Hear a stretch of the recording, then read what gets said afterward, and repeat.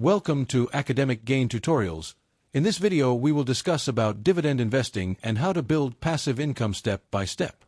Dividend investing means buying stocks or ETFs from companies that regularly share a portion of their profits with investors. Instead of only waiting for the stock price to rise, dividend investors aim to receive regular cash payments from the shares they own. To understand how this creates passive income, imagine you invest your money into a dividend-paying company. After buying shares, you become a partial owner of that company. Then, when the company earns profits and decides to distribute them, you receive a dividend payment. Over time, these payments can become a steady income stream. Next, when choosing dividend stocks or ETFs, it is important to focus on quality. Look for reliable companies with strong cash flow, stable dividend history, and healthy business performance.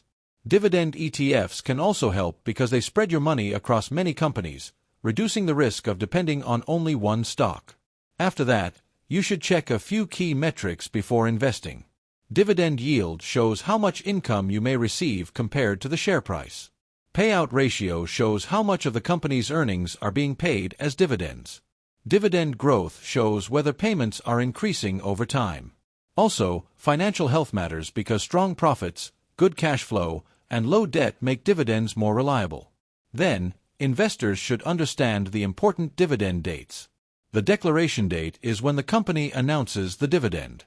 The ex-dividend date is very important because you must own the stock before this date to qualify.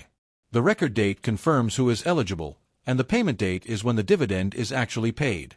Once you receive dividends, you have two choices. You can take the cash and use it as income, or you can reinvest it through a dividend reinvestment plan, also called DRIP.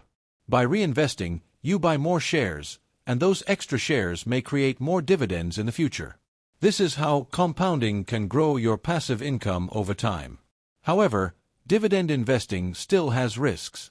You should diversify across different sectors, avoid chasing extremely high dividend yields, review company fundamentals, and think long-term.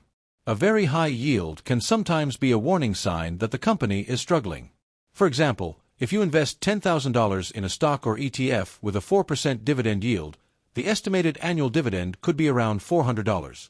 That is about $33 per month on average. If those dividends are reinvested, your future income may grow as your number of shares increases. So, the simple formula is, passive dividend income equals investment amount multiplied by dividend yield.